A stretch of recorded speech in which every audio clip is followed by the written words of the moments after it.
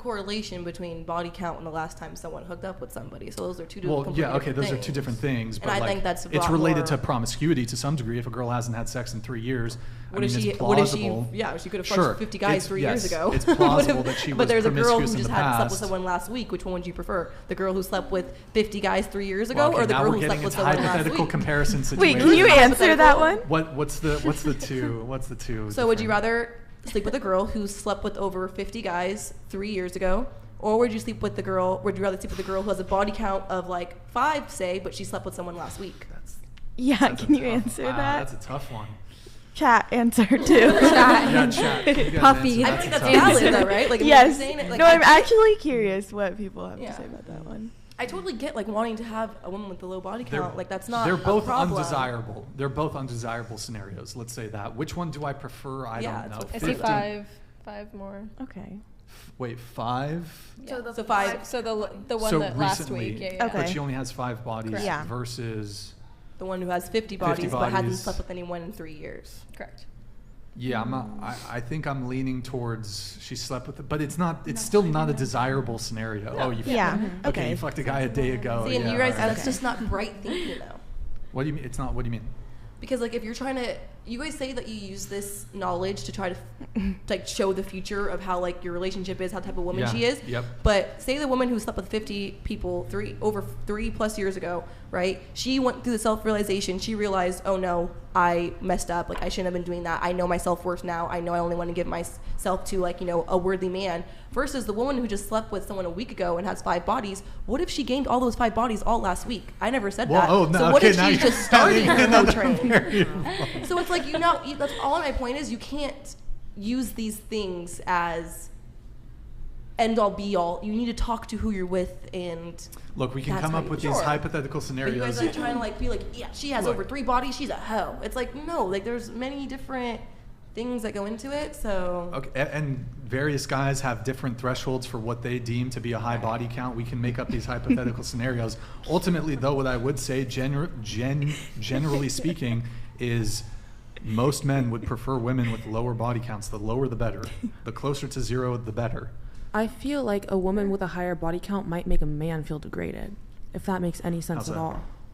How so? If like a woman had slept with 50 people and then goes and sleeps with another man, makes it 51. Like, how is the, like, I don't know. Well, it's also like kind of to your point. I think that you're just, okay, I'm number 51. Yeah. Why didn't it work for the previous 50 guys? Was there like what's going on there? And then also, I mean, I do think when it comes to significant others, you do want, and maybe this is going to sound corny, I think for both men and women, you do want to be special to your significant other. Absolutely. And if you've had 50, 100 prior sexual partners, one, I think you've kind of detached intimacy from sex. 100%. Sex is just sport fucking to you. It's just like a handshake. It doesn't, you've to some degree detached the intimacy component to sex. And again, maybe this sounds corny, but like for me, I don't really have an interest in sleeping with a girl one time. Like if I have sex with a girl, I want there to be continuity. I want to continue seeing her. To me, people who sport fuck, okay, let me just try to hook up with a bunch of girls. Frankly, I don't see the point. I don't think it's an intelligent or smart way to move as a man. So especially if you're on your purpose and you're trying to, do something with your life, just hooking up with a bunch of random girls and never talking to them again, I think that's an L. Sorry, I got tongue-tied there. I think you should try to develop relationships with women and not just use them for sex and, discard them once you've gotten what you've gotten. I think if you choose to sleep with a woman, you should try to pursue something. So I do think it says a lot about your morals and your values too, on an extent, like to an extreme extent. There, of course, are those outliers, like you said, the theoretical woman that had a very promiscuous past and has, either come to some sort of religion and had a change of heart or some other circumstance in their life. Of course, there are those people, but there's not like a huge amount of them compared to with that past that have come to like a huge change of heart, like a drastic change of heart. A lot of them continue with those types of habits. Fair, but I see a lot of women, especially on social media now, they're coming forward a lot saying like, especially with this whole empowerment thing we're seeing within feminism, a lot of girls who are teens, early 20s, college, they felt empowered by sleeping with multiple men or doing things like that, and then they get to their late 20s or early 30s and they realize, oh, I was just doing those things to fill a void and actually got nothing off of it, and they do change. And I feel like if anything, it's more women who will come to that realization than men would that are promiscuous in that way. Yeah, 100%. But it overall breaks down to what I said in the beginning, that's why you just need to shoot in your league. If you are a girl with 100 bodies, you best be dating a man who has over 100 bodies. Like it's that is the truth. I will admit that in a relationship, for it to work, I do believe the woman has to have a smaller body count than the man. Yeah. But I don't think it has to be under 10. That's what I'm saying. Like it's relative to the man's body count. No. Hers has to be less, but it doesn't have to be 3% of his body count. You know what I mean? Yeah, I do agree with that, but I think that they're like the way that we phrase it a lot of the times in terms of saying like, oh, body count doesn't matter, it shouldn't matter. It matters. It absolutely does matter, but by saying and like bringing up the arguments for like it not mattering or like trying to justify it, basically gives people an incentive to participate in it when it does not add any sort of value to your life to like have a high body count or participate in hookup culture. It adds no value to your life long term. And eventually just hurts you in your personal relationships. It's only a very small percent of people who find, especially women who just find pleasure in just having casual sex. Yeah. I think there's more women who are trying to convince themselves that they feel that way. So I do agree that a lot of women are hurting themselves by participating in this, 100%. But I don't think that it's fair to say that all men want virgins or all men want women with only 3+ bodies, because that's just simply not true. A lot of men don't care as much as you make it seem. If it was true, then we wouldn't see all these porn stars wifed up. We wouldn't see all these strippers getting, and I'm not even saying by like low men. We see billionaires taking strippers out of the strip club and putting a ring on their finger. So it's not all men that care about body count. Or Drake's baby mama wouldn't be a prostitute. Yeah, I'm not saying all men, but I think the majority of men, even if they don't want to recognize it or don't upfront know about their conscious or it's an unconscious bias that they have against it. I told my boyfriend I was going to bring this up at some point because it was a really great argument that or conversation I had with him. He had previously dated somebody or a girl with a body count of roughly 40, and he essentially said that he didn't care about it. And then I proceeded to have a conversation with him about it, and he kind of backtracked and said, oh, well, because she told me her body count was that high, I proceeded to not take the relationship seriously.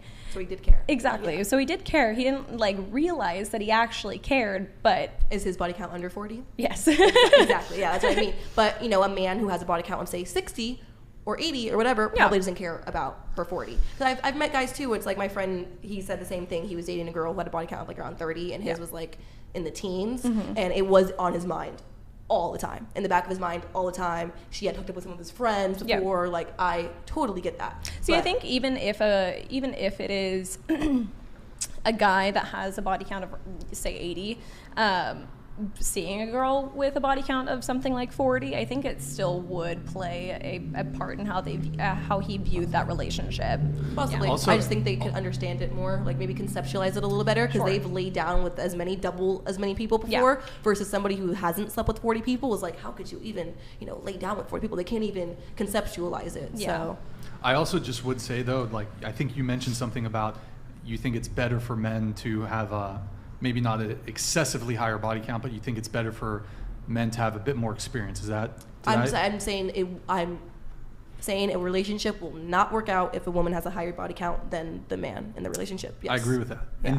And is that just coming from the guy being less sexually experienced, basically? Is that kind of the angle? He becomes insecure. The man cannot fathom the fact that the girl he's with has been touched by more men than he hasn't even touched them. Not insecurity. No, I'm not saying it's a wrong insecurity. I'm not saying it's not all insecurities are bad. It's an insecurity from the fact of that's not. He's not like that. He's not someone who's sexually promiscuous like that. So being with someone who's more sexually promiscuous as him, it's something that a lot of men cannot deal with. There's always going to be feathers ruffled. Well, I also think when it comes to okay, hold on, I'll come back to it. Why body count matters. Condoms do not protect against genital herpes. Yep, 60 bodies equals 12 partners who are infected. 100 bodies equals you're likely infected. This is why they can't test for it in adult content. Years can go by without an outbreak, but you still spread it. Yeah, it's very true. Like, condoms do not necessarily, like, if you can get, I guess, an outbreak on your region that's not protected by condoms, so, and you don't want that. So, when it comes to like a gap in experience with sex, I would definitely say that a woman who's more sexually experienced than a man probably, I think most women would not want to teach a guy, like show a guy how to fuck them. Like a girl doesn't want to teach a dude, like women just want a guy to get it. Now I'm not saying that you shouldn't like have open communication, and if there's certain things you like I don't think we should treat men as mind readers. They're just going to instantly get everything. But I don't like, if a woman is with a really inexperienced guy sexually, I think she's just going to be like, it's going to be, you know, assuming she has sexual experience, it's going to be a turnoff for her.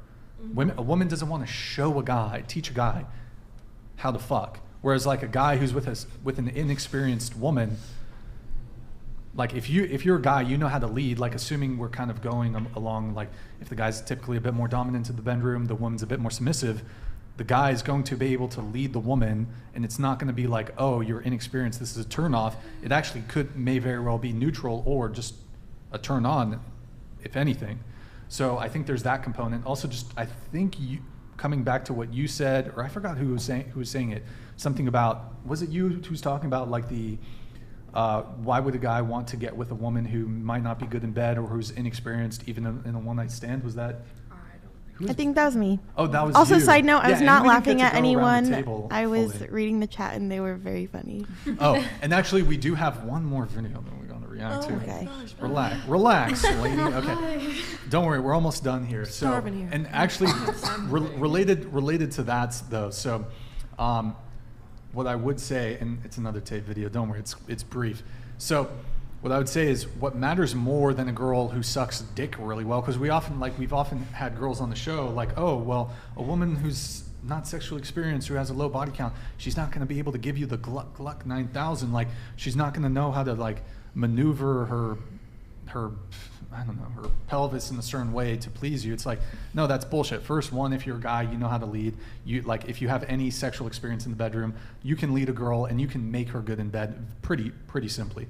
Also, I think it's a girl who like, you know what matters more when it comes to that? It's not how good her head game is. It's a girl who loves you to death, who's your ride or die, who's going to have your back, who takes care of you just like you take care of her, who's going to be there through the good time, the bad time, et cetera, et cetera. And I'd just rather have a girl who truly loves me and I truly love her, and it doesn't like, okay, she doesn't suck dick the best. Who fucking cares? That's not a huge priority. One, you can learn. Two, again, if you're a guy and you can lead in the bedroom, you can have amazing sex with a girl who's sexually inexperienced. So, yeah, I don't know. Sex is not like this complicated. Actually, the tape articulates way better than me. Oh, it's a different video. Donated $99. For the panel 1 by 1, would you date a person who had genital herpes? Oh, God, okay. What it does. 1. We'll go through. 7x more likely to contract HIV. 2. Disclose to all future partners and facing likely rejection. 3. Taking antivirals for life. 4. Having to use herpes dating sites. Oh, God. Well, number 2, definitely. I mean, I feel like dating is hard enough for men and women as it is. Liam LA donated $100. Adam 22 has the worst life ever. Yeah, thank you, Liam LA. We will read your other chats here too. We'll get to them in 2 seconds. But so number 2 in Jay Butler's previous thing, saying disclose to all future partners and facing likely rejection. Look, for men and women dating relationships, it's hard enough as it is. Do not, if you're promiscuous, like there's a higher likelihood of you getting an STD. Like don't further handicap yourself and make it more difficult to find, you know, that long-term relationship or a boyfriend or even anything. Because, I mean, I don't know about you guys, but if a girl has herpes, I don't care how fucking beautiful she is. I don't care if she's way out of my league. I don't care how cool she is. Like if you have an incurable STD, that's just, You could be a great person, but I'm not going to pursue that. So going around the panel, would you date a person who has the herp? No. I would consider it No. when dating.